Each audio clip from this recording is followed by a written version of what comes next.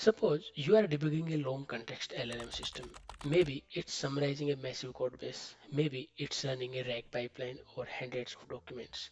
You push the context window further, 64,000 tokens, 128k tokens, and suddenly something feels strange. The model is technically looking at everything. But if you inspect the attention patterns, you notice something peculiar. Almost all the attention mass concentrates in three places: a few sharp spikes, a small set of spatial tokens, and then a faint background spread across everything else. Once you see that pattern, it becomes impossible to unsee, which raises a natural question. If LLM attention is already structured like this, why are we still computing full dense attention? That's the idea explored in this paper. Spike, sparse, and the sink.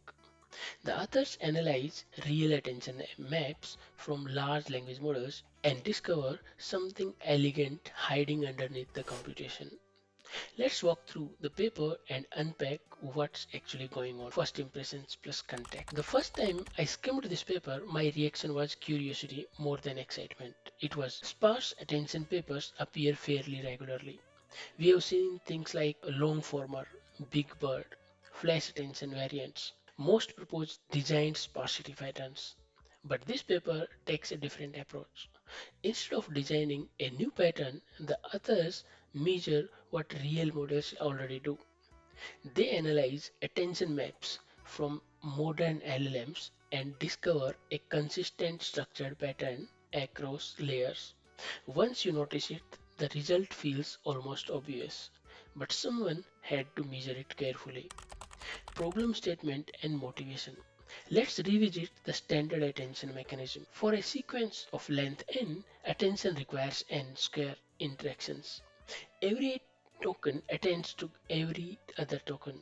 That's expensive, especially when context window grows into the hundreds of thousands. Researchers have proposed many approximations, but most share a weakness.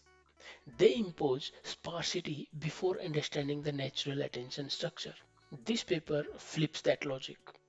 Instead of guessing which tokens matter, the authors observe where attention actually goes, and they find something striking. Across multiple models, attention distributions consistently show three components. First, spikes, a few tokens receiving very strong attention. Sparse connections, structured but limited token interactions. Specific tokens that attract attention across the sequence. This structure appears repeatedly across the layers and heads, which suggests something important. Dense attention may be wasting computation on interactions that rarely matter. Core method or the deep breakdown. Let's unpack the three components. First, spikes. The first observation is that attention maps contain sharp spikes. Most tokens distribute attention weakly, but a few tokens capture large attention mass. You can picture this like a city skyline. Most buildings are small, a few skyscrapers dominate the skyline. Those skyscrapers are the spike tokens. They often correspond to key semantic anchors, important entities, structural tokens. Once you visualize that pattern, it becomes intuitive.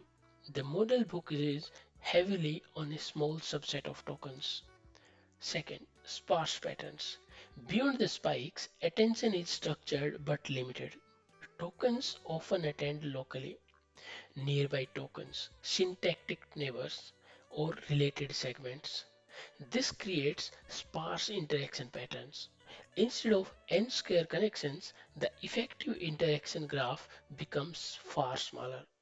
It's almost like the model is navigating through a thin network of network relationships rather than fully connected graph. Sync tokens. This was the part I had to reread.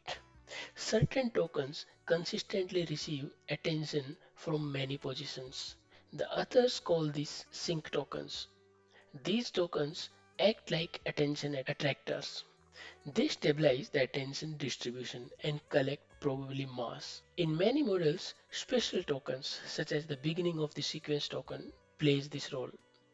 Once you notice them in In the visualizations, they stand out clearly, putting it all together.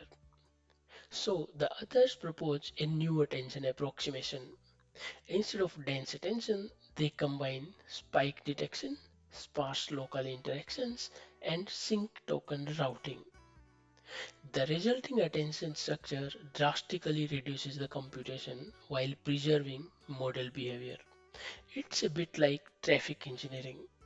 Most vehicles follow normal roads. A few highways handle large flows, and certain hubs collect traffic from everywhere. Experiments and the results. Now let's talk about the empirical results. The authors evaluate their method across several long context tasks.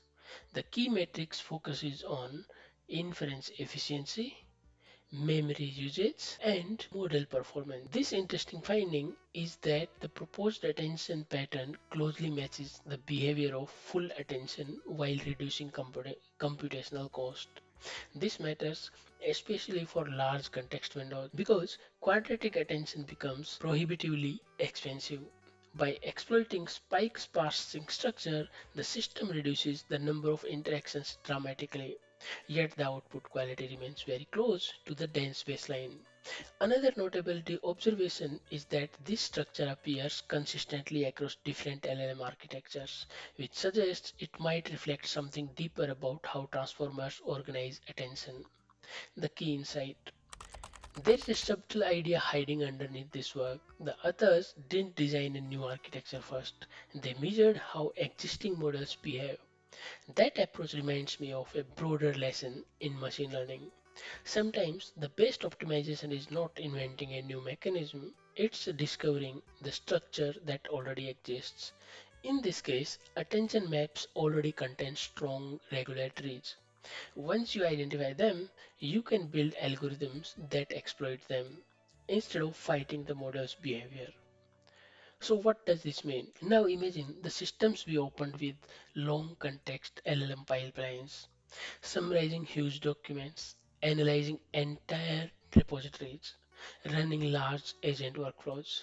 The biggest bottleneck often is not reasoning, it's attention cost.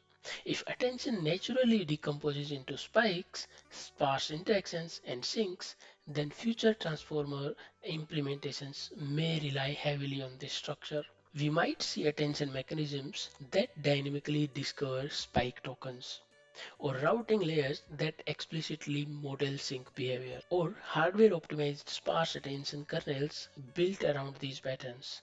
In other words, instead of brute forcing attention across every pair of tokens, we exploit the structure the model already learned. And once you start thinking about attention this way, you begin to see it everywhere in transformer behavior. If you want my annotated notes on this paper and other attention optimized papers, please comment paper below. I will share the reading list with you. Thanks.